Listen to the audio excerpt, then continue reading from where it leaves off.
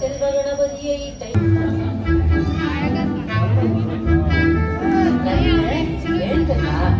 சும்மா சாமி கிட்ட வேண்டி லெமன் ஜூஸ் போட்டு கொண்டாந்துருக்கேன், குடிக்கிறியா?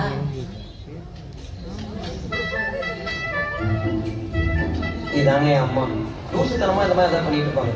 36 37னா பொண்ணத்துல 85 86 87. டேய் நீ ஐஏஎஸ்டா. என்ன